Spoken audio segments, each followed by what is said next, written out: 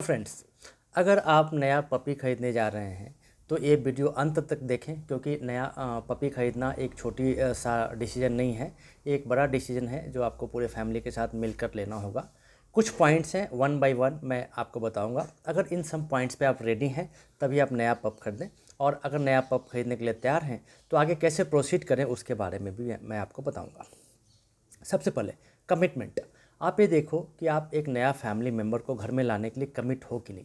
अब commitment financially है, time wise है, इमोशन वाइज है। फाइनेंशियली मतलब जब आप पपी लेते हो उसमें काफ़ी फाइनेंस इन्वॉल्व होता है। उसके खाने के खर्चे हैं, मेडिसिन के खर्चे हैं, वैक्सीनेशन के खर्चे हैं, तो ये आप बेयर करने के लिए तैयार हो तो ठीक है।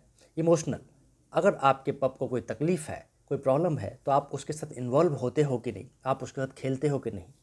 तीसरा टाइम। टाइम बहुत ज़रूरी है क्योंकि देखिए डॉग बहुत ही सोशल एनिमल्स है। उनका दिमाग जनरली 4 से 5 साल के बच्चे की तरह होता है, इसलिए उनको काफ़ी टाइम देना होता है। वो चाहते हैं हमारा जो ओनर है हमारे साथ खेले कूदे, बात करे, मेरे साथ घूमने जाए। तो ये टाइम कमिटमेंट, अगर ये तीनों कमिटमेंट आप कर सकते हैं तभी आप आगे पपी लेने के बारे में सोचें।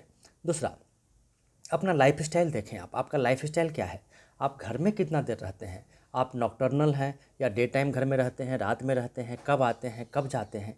ये बहुत इंपॉर्टेंट है क्योंकि आपका डॉग का घूमने का टाइम, खाने का टाइम, ये सारा फिक्स होता है। तो अगर आपके पास टाइम मैनेजमेंट की दिक्कत है, यहाँ पे आपकी लाइफस्टाइल मैच नहीं करती, तो आप नया पपी कभी मत लें, आप इसको इग्नोर करें। तीसरा, आप ये देखें कि आपकी फैमिली इस चीज़ के लिए इन्वॉल्व है कि नहीं। देखिए आपका मन हो सकता है कि आप पपी लें, आपके बच्चे का मन हो सकता है कि आप पपी लें, लेकिन अगर आपकी फैमिली कमिटमेंट नहीं है, आपकी वाइफ, मदर, ग्रैंडफादर, जो भी हैं, जो लोग हैं, फादर, अगर वो लोग तैयार नहीं हैं तो पपी लेना ठीक नहीं है। क्योंकि देखिए पप को हर किसी का प्यार चाहिए, और घर में कोई से इरिटेट हो तो शायद वो पप को वो बेटर लाइफ ना मिले जो मिलना चाहिए। तो अगर फैमिली कमिटमेंट नहीं है तो भी आप पप खरीदना छोड़ दें। दूसरा, अ, अगर आपने डिसाइड कर लिया है कि आप खरीद सकते हैं, आप टाइम दे सकते हैं, सुबह शाम आधे घंटे पौने घंटे उसको घुमा सकते हैं, तब आपको देखना होगा आपको ब्रीड कौन सी चाहिए। अब ब्रीड में क्या है, छोटी ब्रीड है, बड़े ब्रीड है। छोटे ब्रीड में भी हेरी ब्रीड है, नॉन हेरी ब्रीड है, बड़े ब्रीड में भी हेरी ब्रीड है, नॉन हेरी ब्रीड है। कुछ टॉय ब्रीड्स हैं जो खिलौने की तरह होते हैं, कुछ डिफेंस के लिए होते हैं, सिक्योरिटी पर्पज़ के लिए होते हैं। तो आपको अपना पर्पस डिसाइड करना होगा। अगर आपके घर में छोटे बच्चे हैं तो आप बेटर है छोटे ब्रीड पे जाएं जो प्लेफुल होते हैं, जो एग्रेसिव नहीं होते हैं। और अगर आपको सिक्योरिटी पर्पस के लिए चाहिए तो आपको बड़े ब्रीड पे जाना चाहिए, जैसे कि जर्मन शेफर्ड है, रॉटविलर है, डबोमैन है। छोटे ब्रीड्स में आप सिट्जो पे जा सकते हैं, कॉकरोच स्पैनियल पे जा सकते हैं, डैसन पे जा सकते हैं। अब इसमें हेयरी और नॉन हेयरी ब्रीड्स भी है, वो आपको डिसाइड करना है। अगर आपके घर में कोई एस्थेमेटिक है, किन्हीं को एलर्जी की प्रॉब्लम ऑलरेडी है, तो आप हेयरी ब्रीड पे ना जाएं, नॉन हेयरी ब्रीड पे जाएं। अगर कोई दिक्कत नहीं है तो आप किसी भी ब्रीड पे जा सकते हैं, वो कोई इशू नहीं है। एक बार आपने ब्रीड डिसाइड कर लिया तो आगे आपने डिसाइड करना है कि इसको ख़रीदे कहाँ से। अब ख़रीदने के लिए बेस्ट मेथड है, सबसे पहले मैं आपको बताऊंगा कि आप गूगल से कभी भी रेफरेंस ना लें, क्योंकि गूगल आपको गलत साइट्स पे ले जाएगा और बहुत सारे चीटिंग्स होते हैं। हमारे पास काफ़ी सारे बच्चे आते हैं जो शुरुआत में तो दिखने में लैब्रा जैसे दिखते हैं, क्लाइंट को पता नहीं लगता, वो मिक्स ब्रीड निकल जाते हैं, उसकी क्वालिटी अच्छी नहीं होती। और आप एक चीज़ जान लो, जो आपने जब ब्रीड चुना होगा तब आपने उसकी क्वालिटी स्टडी की होगी।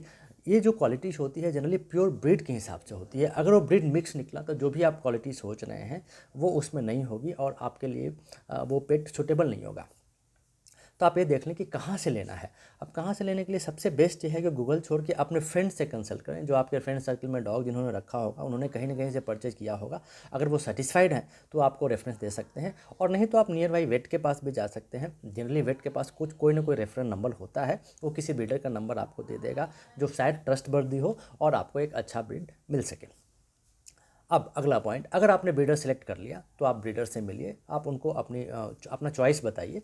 चॉइस बताने के बाद आप उनसे बोलिए उनके पिक्चर्स मंगवा ले पहले। अगर उनके पास पिक्चर्स अवेलेबल है तो कुछ पिक्चर्स दे देगा आपको, आप पिक्चर देख के डिसाइड कर सकते हैं कि कौन सा बच्चा हमें लेना है। उसके बाद आप 3-4 बच्चे को मंगवाइए, आप देखिए उसका हेल्थ चेकअप। देखिए हेल्थ चेकअप से रिलेटेड कुछ वीडियोज़ मैंने ऑलरेडी इस Ranjan pet clinic YouTube channel पर डाला हुआ है। अगर आप इसको सब्सक्राइब करते हैं तो आपको बहुत सारे ऐसी इन्फॉर्मेशन, बीमारी से लेकर हर चीज़ मिल जाएंगे, आप उन पर जाइए और देखिए कि हेल्थ चेकअप कैसे करें बच्चे का। आप प्रॉपर हेल्थ चेकअप करें अपने हिसाब से। हालांकि देखिए आप प्रोफेशनल नहीं हैं तो ये श्योर नहीं है कि आप 100% ये कर पाएंगे, फिर भी एक बेसिक हेल्थ चेकअप आप कर सकते हैं। अगर आप उस बच्चे से सेटिस्फाइड हैं तो आप तुरंत उसको पैसे ना दें, उसको आप किसी वेट के पास ले जाएं और उसको ब्रीडर को साथ ले जाएं, उनको बोलो कि हम हेल्थ चेकअप करने के बाद कुछ टेस्ट करने के बाद ही बच्चा लेंगे। आगे आप अपना वेट सेलेक्ट करें। वेट सेलेक्ट करने के लिए अगेन आप किसी फ्रेंड से रेफरेंस ले सकते हैं, आप गूगल से भी रेफरेंस ले सकते हैं, रेटिंग देख के। या बहुत सारे मेथड्स हैं, या नियर बाई आपके जो वेट्स हैं वहाँ जाके आप उनसे बात कर सकते हैं। ज़्यादातर वेट आप जब बात करोगे तो आपको समझ में आ जाएगा कि कहाँ जाना चाहिए। आप अपने वेट के पास ले जाएं। वेट आपको प्रॉपर हेल्थ चेकअप करेगा डॉग का, उसके नेजल डिस्चार्ज या जो भी फिजिकल हेल्थ चेकअप है वो करेंगे।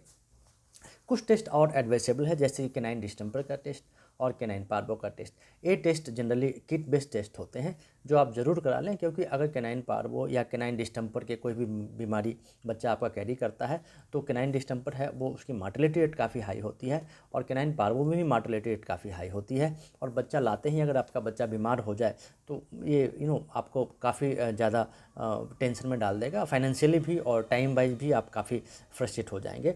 तो ये सारे टेस्ट करवा लें। अगर आपका बच्चा हेल्दी है तो फिर आगे का आप देखें। आपने बच्चा सेलेक्ट कर लिया, आपने वेट से चेकअप करा लिया, बच्चा हेल्दी है, अब आप उसको परचेज कर सकते हैं। परचेज करने के बाद आपने देखना होगा कि बेसिक चीज़ें उसकी क्या है। बेसिक चीज़ें हैं, सबसे पहले तो उसका फूड, आपको उसका फूड लेना है, उसकी बेडिंग लेने हैं, अगर विंटर का सीजन है तो उसके कपड़े लेने हैं। टॉयज़ ज़रूर लें, क्योंकि बच्चे खेलते बहुत हैं, टीथिंग होती है, तो कुछ टॉयज़ लें और उसको बच्चों को दे दें ताकि वो उसके साथ खेलता रहे, अपना टाइम व्यतीत करे और बोर ना हो। अब जब बच्चा आपके घर आ जाए विथ ऑल एसेसरी, तब आपने क्या ध्यान रखना है। सबसे पहले देखिए, बच्चों को गैस्ट्रो की प्रॉब्लम बहुत होती है। बच्चा जब छोटा होता है तो उनका थर्मो रेगुलेटरी सिस्टम है वो भी वेल डेवलप नहीं होता। जनरली थर्मो रेगुलेटरी सिस्टम क्या करता है, ये सिस्टम जब बाहर का टेम्परेचर ज़्यादा या कम हो तो बॉडी को एक स्टैटिक टेम्परेचर मेंटेन करने में हेल्प करता है। जैसे कि हमारा बॉडी का टेम्परेचर, डॉग का बॉडी का टेम्परेचर बच्चों में 102 डिग्री फ़ारेनहीट है, बाहर का टेम्परेचर सपोज 80 डिग्री है, तो भी बॉडी उसका 102 डिग्री रहेगा। बाहर का अगर गर्म होता है तभी बॉडी 102 डिग्री रहेगा। ये बॉडी का थर्मो रेगुलेटरी मैकेनिज्म होता है जो मेंटेन करता है। लेकिन छोटे बच्चों में थोड़ा सा thermo regulatory system well develop नहीं होता, और इसीलिए उनको मदर के पास शुरुआत में ज़रूर छोड़ा जाता है, ताकि वो मदर के साथ जब होते हैं, बॉडी के साथ अटैच्ड होते हैं, तो बॉडी वार्मथ के कारण उनका बॉडी का टेम्परेचर मेंटेन होता है। तो ये आपको ध्यान रखना होगा, खास करके ठंड के दिनों में, कि अगर आपका बच्चा ज़्यादा छोटा है तो उसको एम्बिएंट टेम्परेचर में रखें। ज़्यादा ठंड ना हो, कमरे में हीटर जला दें या कुछ बल्ब का सहारा ले सकते हैं, ताकि उनको अपना टेम्परेचर मेंटेन करने में दिक्कत ना हो, उनको सर्दी की समस्या ना हो, नंबर 1। इसके बाद आप देखेंगे कि गैस्ट्रो की समस्या ना हो, इसके लिए आपने क्या करना होगा, जूते चप्पल से दूर रखना होगा। जनरली आप देखोगे जब हम बाहर जाते हैं हमें पता नहीं होता हमारा पैर कहाँ पड़ रहा होता है। समटाइम किसी डॉग को कोई इन्फेक्शन हो, उसने पोटी कर रखा हो, सुसु कर रखा हो, इंसिडेंटली हमारा पैर वहाँ पे पड़ जाए, हमें दिखता नहीं है, वी कैन कम होम। घर आने के बाद क्या होता है, डॉग्स को वो स्मेल आइडेंटिफाई डॉग्स कर लेते हैं, बच्चे कर लेते हैं, और वहाँ जाके वो लिक करते हैं। लिक करने से क्या होता है कि सिंपल उनको गैस्ट्रो की समस्या तुरंत हो जाती है, और बच्चों में मैनेज करना बहुत मुश्किल हो जाता है। तो ये ध्यान रखें कि जूते चप्पल जो भी गंद है वो दूर रखें। बच्चे को किचन से दूर रखें, किचन की आदत ना डालें, नहीं तो हमेशा वो किचन में बैठा रहेगा। नालियों से दूर रखें, बाथरूम से दूर रखें, बिल्कुल हाइजीनिक कंडीशन में रखें, ताकि जब तक उसको वैक्सीन ना लग जाए इन गैस्ट्रो की समस्या से प्रॉब्लम ना हो। अब दूसरा, जब तक उसको वैक्सीनेशन ना हो जाए, वैक्सीनेशन टाइम पर कराएं, डिवॉर्मिंग टाइम पर कराएं, जैसे आपके वेट प्रिस्क्राइब करते हैं वैक्सीनेशन टाइम पर कराएं। जब तक कुछ इंपॉर्टेंट वैक्सीन्स पूरी ना हो जाएं, जो खास करके काफ़ी ज़्यादा कंटेजियस है, आप डॉग को बाहर घुमाने ना ले जाएं। बाहर के लोग भी जाता आते हैं तो आप सोचें कि शुरुआत में कुछ दिनों तक उनसे दूर ही रखें बच्चे को, क्योंकि बच्चा इरिटेट हो सकता है, बाहर के लोग इन्फेक्शन कैरी कर सकते हैं। थोड़ा सा सेपरेट रखें और अपने बच्चे का ख्याल रखें। तो ये सारे केयर हैं जनरली जो आप बच्चे अगर लेने जा रहे हैं, तो पहले आपको दिमाग में रखना होगा कि ये सारी प्रॉब्लम ना हो, और आगे जाके आपका बच्चा आपके साथ हेल्दी रहे, स्वस्थ रहे, and you have very good life with your pet. Thank you very much friends.